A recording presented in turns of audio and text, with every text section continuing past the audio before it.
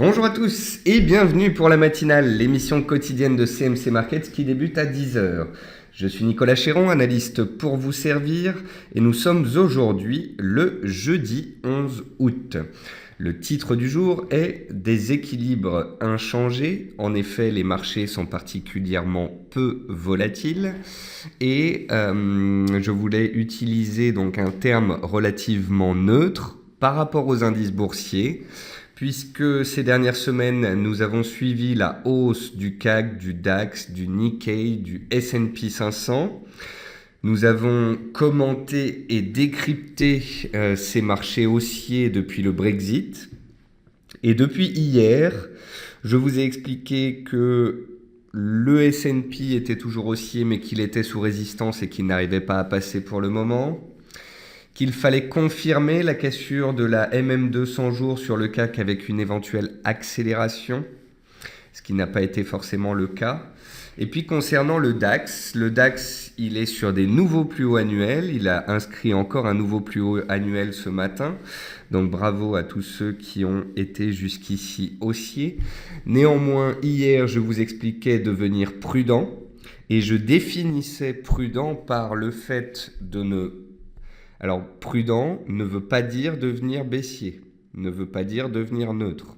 Prudent, ça veut juste dire que je suis toujours haussier puisque l'analyse technique est haussière, jusqu'à ce qu'un signal baissier soit donné.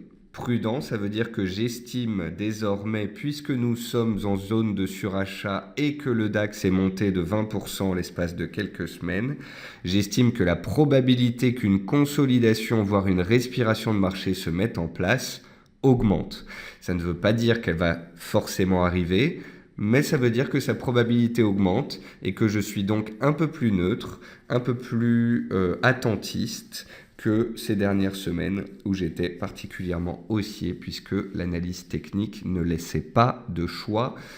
Les marchés étaient particulièrement acheteurés haussiers. Depuis le Brexit fin juin, on a eu un rallye estival, on est arrivé sur des zones de prix d'importance. Et comme je l'indiquais sur Twitter ce matin, vendredi sera une journée d'importance. Vendredi, nous aurons les chiffres chinois.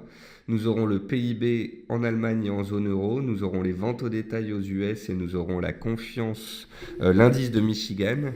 Donc, on va avoir vendredi une journée d'importance. Si tout se passe bien, on ira sur les nouveaux records, comme ces dernières séances. Néanmoins, si les opérateurs devaient être désappointés, des prises de bénéfices pourraient alors prendre forme. Bienvenue à tous pour cette matinale. Vous êtes toujours de plus en plus nombreux à regarder cette émission.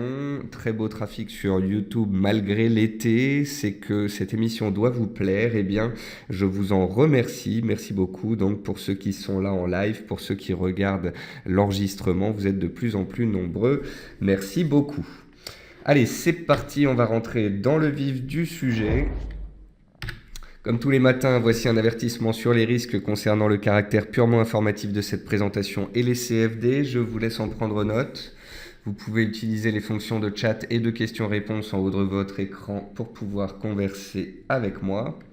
Je salue également tous ceux qui viennent de nous rejoindre et puis ceux qui nous regardent sur YouTube. Comme tous les matins, on va voir ensemble les actualités marché, macro, actions, les statistiques économiques passées et à venir, une figure graphique reconnue par la plateforme de CMC Markets et puis bien évidemment, je répondrai à vos éventuelles questions. Alors, en termes d'actualité marché, stabilisation du S&P 500 à 2180 points sur sa moyenne mobile à 15 jours qui pour l'instant fait soutien. Donc voilà, on a vu ces derniers temps que le S&P était aussi en données mensuelles, hebdomadaires et journalières. Néanmoins, il s'inscrit dans une figure d'élargissement à très court terme. Les 2188 points ont bloqué. Le pétrole pèse un petit peu sur le moral des investisseurs et sur le secteur énergétique. Donc voilà, à court terme, depuis 3 séances, le S&P fait des plus hauts de plus en plus bas. C'est synonyme de stabilisation, de prudence, de prise de bénéfices. Tant qu'on est au-dessus de la moyenne mobile à 15 séances, il est haussier, il peut continuer de grimper. Si on devait passer sous cette dernière, ce serait un petit bémol à court terme et on ferait donc attention, une consolidation pourrait alors se mettre en place. Sur le DAX, Nouveau plus haut annuel ce matin à 10 740 points, juste sous son gap annuel à 10 760 points. Néanmoins, une fois que le DAX a ouvert et touché les 10 740 points, il a perdu pratiquement 100 points en l'espace d'une heure ou deux. Donc ça veut dire quoi? Ça veut dire que la tension commence à devenir palpable, ça veut dire que le DAX arrive dans des zones de prix d'importance. En effet, il vient de gagner 20% en ligne droite, il vient d'inscrire de nouveaux plus hauts annuels et il se trouvait ce matin à 20 points de clôturer son gap annuel baissier.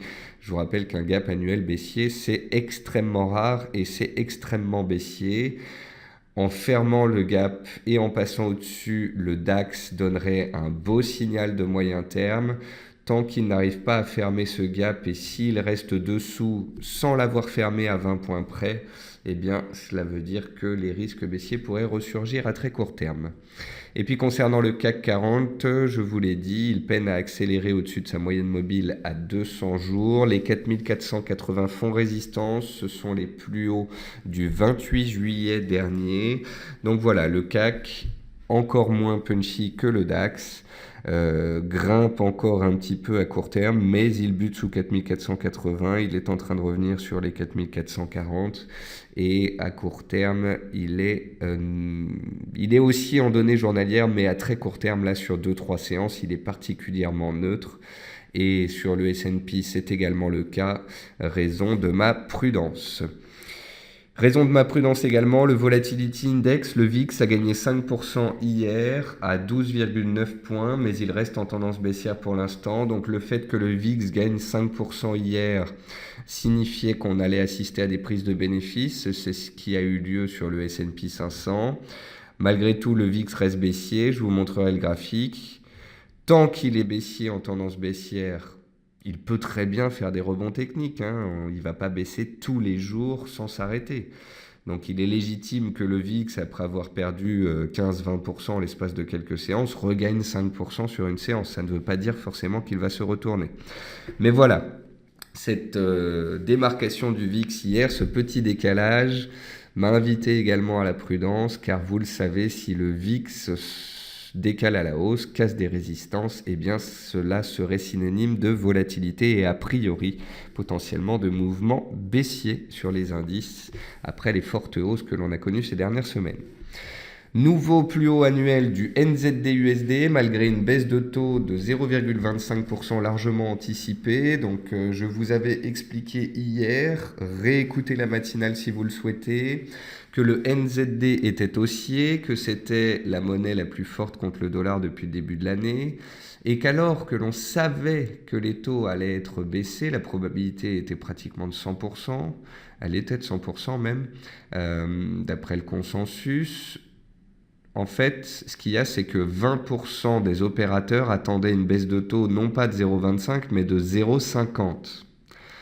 Donc, en baissant les taux de 0,25, eh bien, la banque a fait ce qu'attendait le consensus. Le consensus s'y étant préparé et une partie du consensus estimant que la baisse de taux aurait pu être encore plus forte, eh bien, au final, cela a eu un effet haussier sur le NZD. Et malgré cette baisse de taux, donc, le NZD a inscrit cette nuit un nouveau plus haut annuel. Et puis sur les devises, on fera attention car le dollar index échéant septembre 2016 semble avoir trouvé un support à 95,4 points. Hier en séance, l'après-midi, l'or et l'euro étaient bien orientés. Mais pour savoir si ce mouvement pouvait perdurer, j'ai regardé le dollar américain. Or, il était pile poil posé sur le support que je vous avais montré pendant la matinale. On va le regarder dans quelques instants. Or, pour moi, tant que ce support tient sur le dollar index, c'est que les opérateurs estiment que la Fed pourrait monter ses taux, c'est que le dollar reste dans une tendance haussière depuis le Brexit, depuis l'impulsion donnée par le Brexit. Or, si le dollar devait tenir ce support et repartir à la hausse, eh bien, cela ferait pression sur l'euro et l'or. C'est la raison pour laquelle j'ai écrit une analyse sur l'or qui sera publiée en fin de matinée ou en début d'après-midi.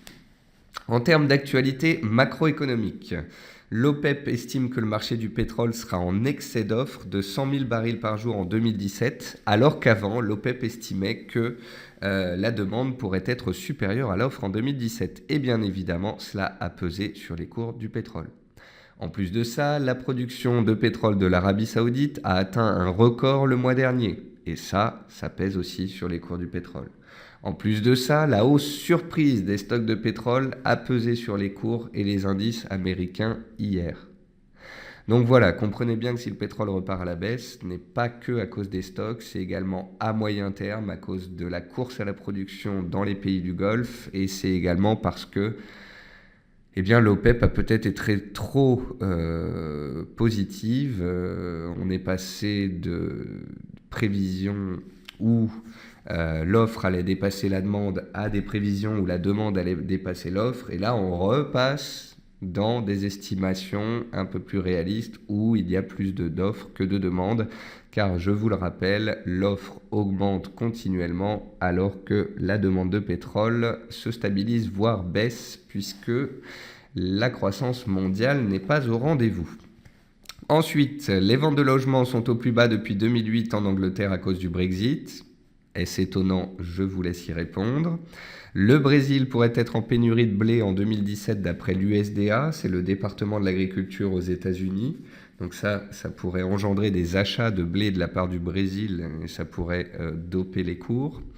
Et puis enfin, concernant les États-Unis, UBS considère que la Réserve fédérale américaine pourrait être ouverte à une hausse de taux en septembre, suite à la hausse de 0,3% des salaires le mois dernier. Alors ça ne veut pas dire que la Fed pourrait monter ses taux en septembre. Ça veut dire que lors de la réunion de la Fed de septembre, la Fed pourrait évoquer de nouveau la forte probabilité d'une hausse de taux.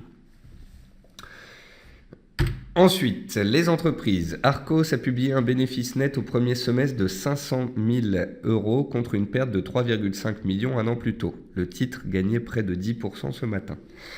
KBC publie un bénéfice net trimestriel en hausse de 8,3% malgré les taux bas. KBC, si vous ne connaissez pas, c'est une banque hollandaise.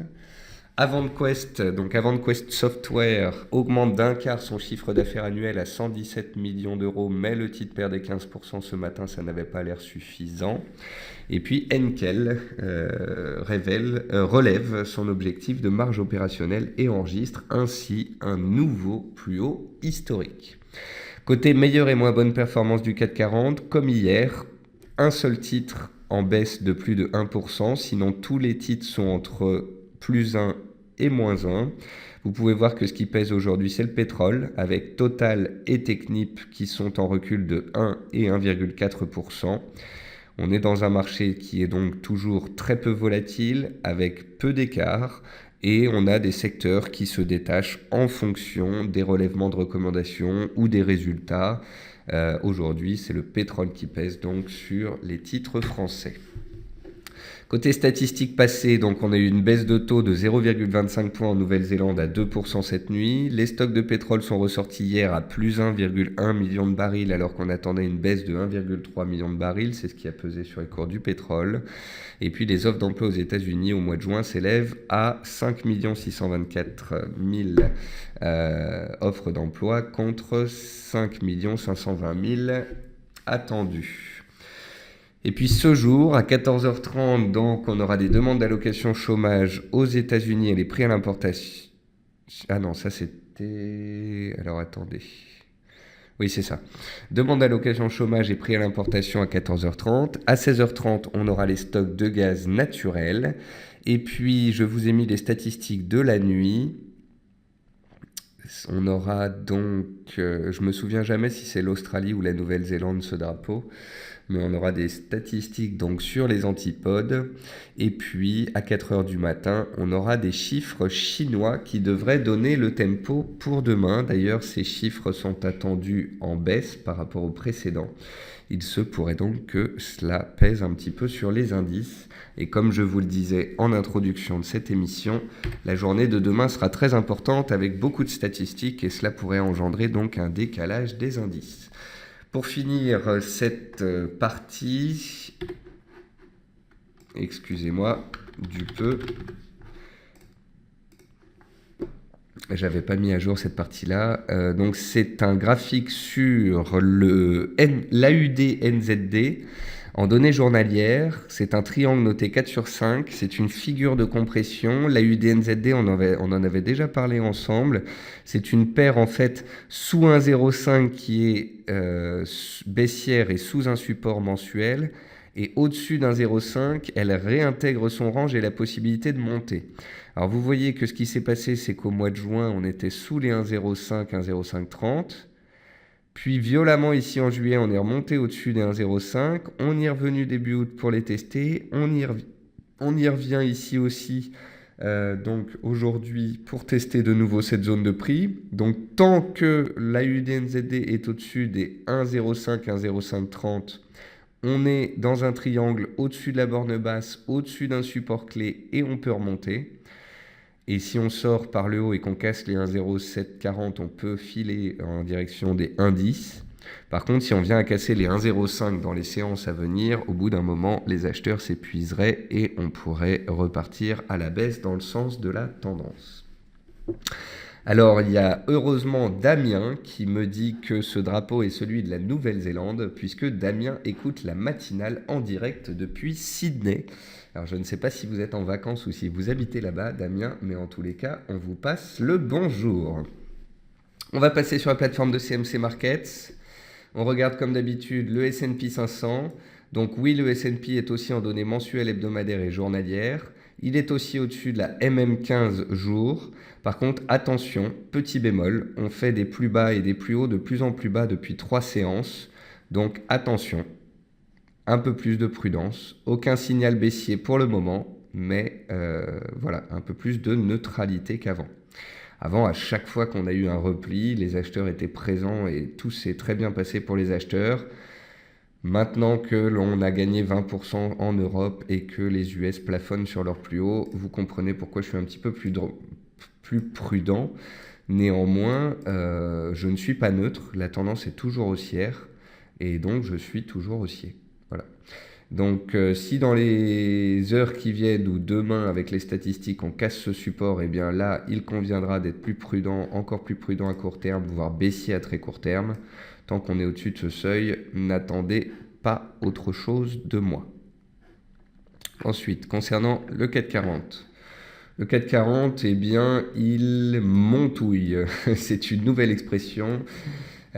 Plus sérieusement, le CAC 40 manque de volatilité, manque de punch. Il a gagné sa MM200 séance avant-hier. Hier, il est venu la tester, il a clôturé juste au-dessus. Encore aujourd'hui, on est au-dessus de ce seuil. Mais vous pouvez constater qu'il n'y a pas d'accélération. Le CAC à court terme est devenu, j'ai l'impression, un petit peu plus neutre, malgré un nouveau plus haut en séance aujourd'hui. Vous voyez que c'était peut-être le moyen de faire un peu sauter les stops. Il n'y a pas de momentum haussier fort, il n'y a pas de volatilité, il n'y a pas de catalyseur en plus suffisant ce matin pour passer. Donc voilà, dans les heures, séance à venir, demain notamment, potentiellement, on sera vite fixé. Si le CAC 40 casse les 4440 points et repasse sous la MM200, ce serait négatif à court terme et on deviendrait beaucoup plus prudent avec un scénario de retour à 4400 points.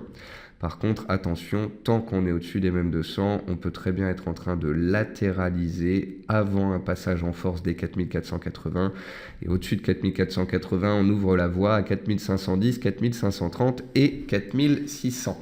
Or, si on doit encore avoir une jambe de hausse vers 4600, eh bien, il ne ferait pas bon être vendeur trop tôt. C'est la raison pour laquelle je vous répète au quotidien qu'en l'absence de signal baissier, n'attendez pas de moi des stratégies baissières.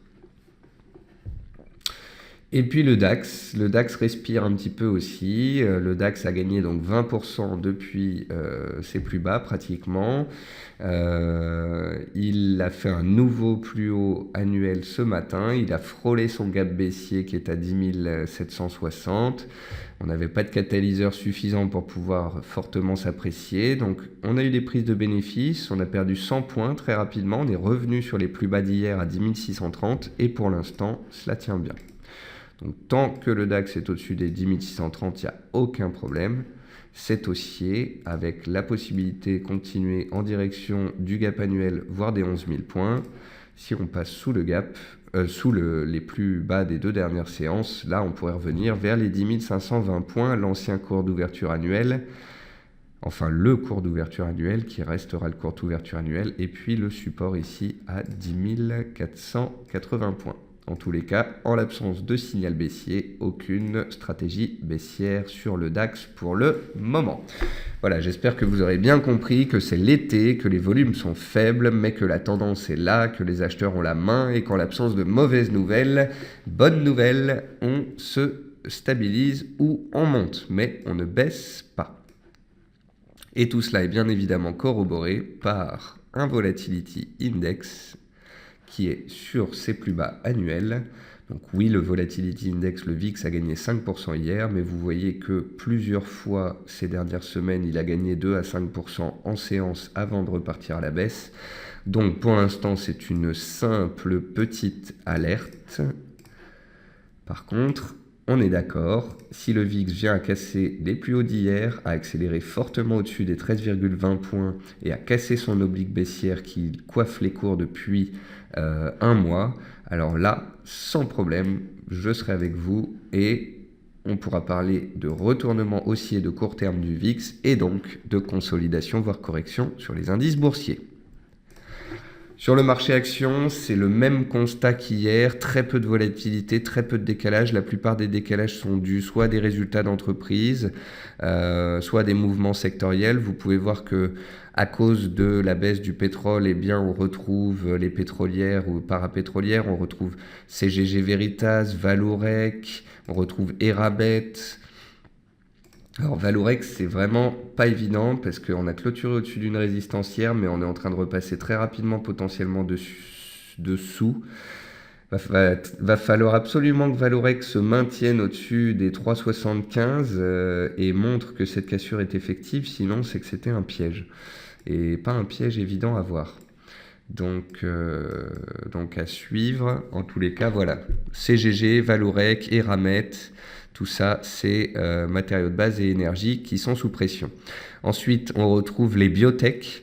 Et le fait qu'on retrouve les biotech, AB Science, Nicox, DBV, Valneva, Genfit, Selectis, Imsen, eh bien, ça me fait penser que le marché est un petit peu moins d'appétit pour le risque. En effet, les biotech, c'est plutôt spéculatif. Ça a plutôt tendance à être recherché quand les marchés sont soutenus. S'il y a des prises de bénéfices appuyées sur les biotech ce jour, eh bien, c'est peut-être que la prudence est de mise et que les investisseurs sont un petit peu moins, ont un petit peu moins d'appétence au risque. Et dans les hausses du jour, il y a très peu de titres, très peu de décalages intéressants à commenter. On a Eiffage qui se dirige vers ses plus hauts annuels. Toujours Maison France Confort que je ne connaissais absolument pas, qui est aujourd'hui aussi dans ma liste. Vous voyez que c'est un titre quand même qui est dans une belle tendance haussière. On a Vinci qui gagne 1%, qui casse ses plus hauts annuels et qui s'inscrit dans une belle tendance haussière. Donc ça, c'est propre.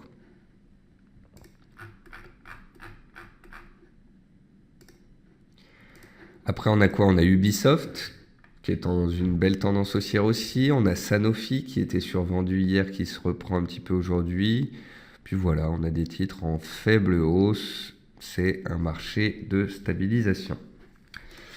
Après, dans les matières premières, alors je répondrai à vos questions à la fin, il y en a quelques-unes.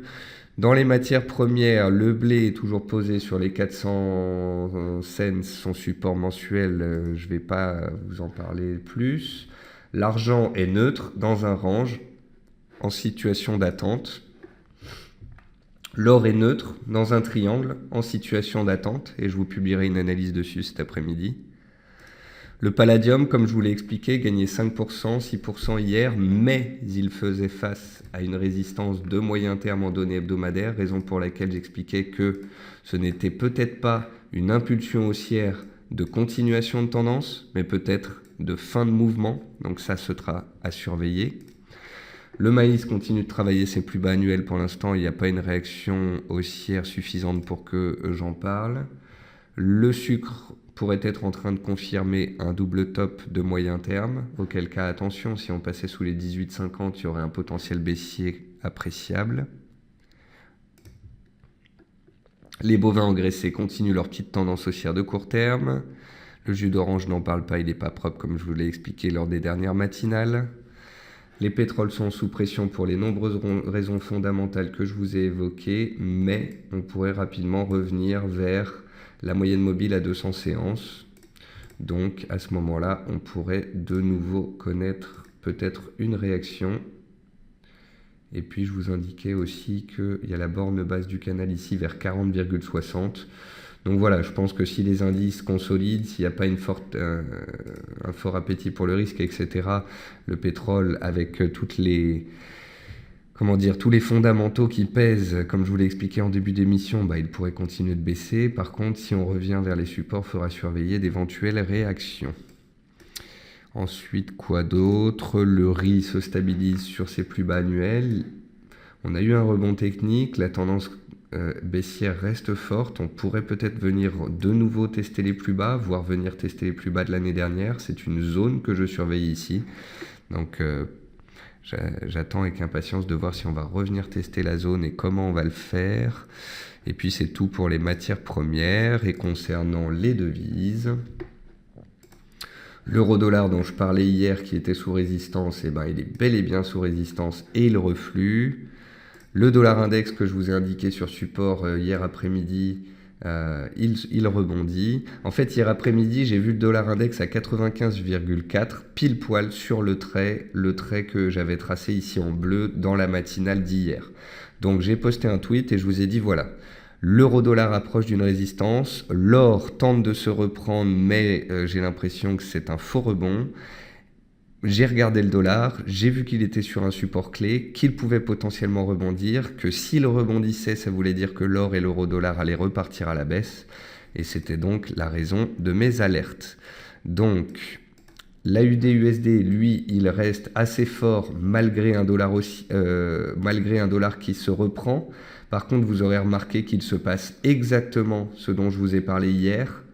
L'AUD a beau être la monnaie la plus forte contre le dollar, on approche d'une oblique de résistance clé. On a fait des mèches hier et aujourd'hui, le dollar est sur support et se reprend. J'ai donc l'impression que l'AUD, après une hausse de 2 mois et demi, semble arriver sur une zone de turbulence. Et si on n'arrive pas à dépasser la résistance, bien évidemment, on pourrait connaître un reflux. Si on accélère au-dessus de la résistance en clôture, les plus hauts annuels à 0,78 pourraient être en visée. Mais étant donné que le dollar est sur support, bien toutes les paires en dollars pourraient en souffrir. Donc l'AUD qui était très fort jusqu'ici reflue un petit peu. L'euro qui était neutre et qui remontait hier rebaisse aujourd'hui, c'est neutre. La livre qui est baissière après son rebond technique sous résistance hier, elle reprend le chemin de la baisse dans le sens de la tendance. Et puis le NZD, c'est le cas particulier. Il a fait un nouveau plus haut cette nuit, histoire d'aller faire sauter tous les stops des vendeurs, malgré une baisse de taux, parce que la baisse de taux était anticipée. Sauf que vous voyez, il se pourrait que ce soit un piège, parce que si le dollar se reprend, il se pourrait que le NZD en pâtisse. Donc voilà, il ne faut pas oublier non plus qu'il y a eu une baisse de taux effective, tout de même, qu'on est dans un range. Et si on n'arrive pas à passer le haut du range et que le dollar se reprend, le NZD pourrait baisser aussi. Donc en gros, d'un côté, vous avez le NZD-USD et l'AUD-USD qui sont deux paires qui sont haussières et qui arrivent sous des résistances clés qui pourraient refluer sous ces dernières. Ensuite, vous avez l'euro qui est une paire neutre qui peut échouer sous résistance et repartir à la baisse. Et ensuite, vous avez la livre qui est une paire baissière qui pourrait donc baisser plus. Donc tant que le dollar américain est au-dessus de son support oblique et continue de monter, eh bien, toutes les paires en dollars pourraient être sous pression, comme c'est déjà le cas, et comme je viens de vous l'expliquer. Si et seulement si le dollar américain venait à casser son oblique, je remettrais en question ce scénario technique haussier du dollar américain.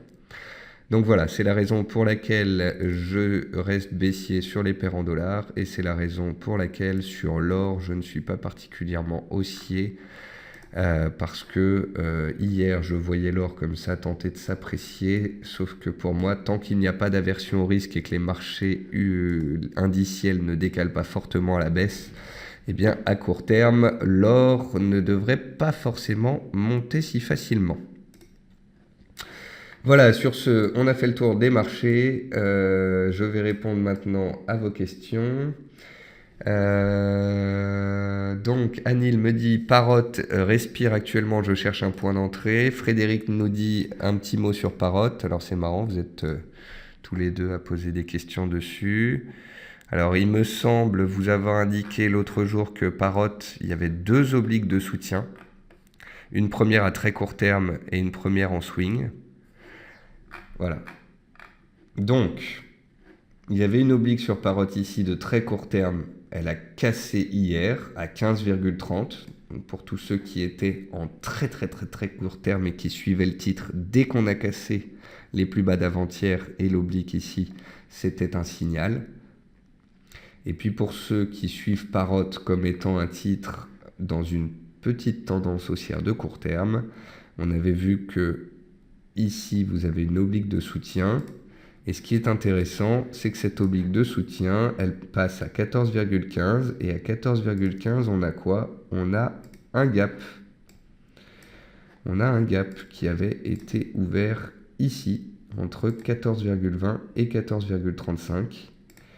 Donc, tant que Parrot sera au-dessus de ce gap et de son oblique haussière, le titre sera dans une tendance haussière. Donc, suite au signal baissier de très court terme donné hier, le titre peut revenir éventuellement vers ses supports avant éventuellement de reprendre sa tendance haussière de court terme. Par contre, attention, si on passe sous ce gap, sous les 14,15, 14,20, c'est que potentiellement la baisse reprendrait à moyen terme. Donc voilà, c'est quand même un titre qui est passé de 12 à 15,60. Ça fait quand même 30% d'appréciation.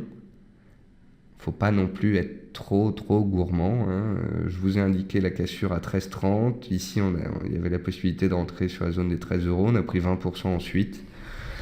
Certains gardent, certains coupent, certains tentent de l'attraper sur repli. C'est à vous de voir. En tous les cas, après 30% de hausse, eh bien, personnellement, j'ai tendance à devenir un peu plus prudent, tout comme sur les indices. Après 20% de hausse en plein milieu de l'été, j'ai tendance à être prudent. Ça ne veut pas dire que je suis baissier ni neutre. Je reste haussier. L'analyse technique reste haussière.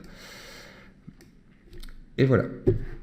Ensuite, les autres questions. Jean-Jacques Vettor nous dit, le VIX peut-il avoisiner 0? Je ne pense pas, Jean-Jacques. Les plus bas du VIX, historiquement, c'est entre 9 et 10. Paul nous dit, il y a 1 an à la même date, on était au même stade quand soudain la Chine dévalue une fois puis deux, et là ce fut la chute. Effectivement, Paul, faut être sur nos gardes. Faut être sur nos gardes parce que fondamentalement, vous savez que tout ne va pas très bien aux États-Unis, en Asie comme en Europe. Donc, faut être sur nos gardes. Tony dit, il ne me semble que l'analyse chartiste ne s'applique pas au VIX. Qu'en pensez-vous? Alors effectivement, Tony, l'analyse technique, il faut faire attention à la façon dont on l'utilise sur le VIX, notamment au niveau des supports et des résistances. Néanmoins, vous aurez remarqué que moi, je suis pas forcément les supports et les résistances clés sur le VIX, mais plutôt la dynamique, la tendance. Si la tendance du VIX est baissière, les indices sont haussiers. Si le VIX décale à la hausse, les indices peuvent en souffrir. Voilà tout. Exactement ce que dit Anil. Sur le VIX, j'emploie toujours des lignes de tendance. Eh bien voilà, c'est bien. Vous vous répondez entre vous. Tout le monde a compris ce que j'explique. C'est parfait. On a fait le tour des marchés. Je vais vous souhaiter une bonne séance. N'oubliez pas qu'au quotidien, en intraday, toute la journée, de 8h à 22h, je publie des commentaires sur Twitter. Donc pour ceux qui veulent en journée suivre un petit peu plus d'informations, avoir des graphiques, avoir les news, avoir des commentaires, eh bien n'hésitez pas à me suivre sur Twitter. Je vous souhaite à tous un très bon appétit, une bonne journée, une bonne séance de trading. Et je vous retrouve demain à 10h tapante pour la matinale. Au revoir à tous.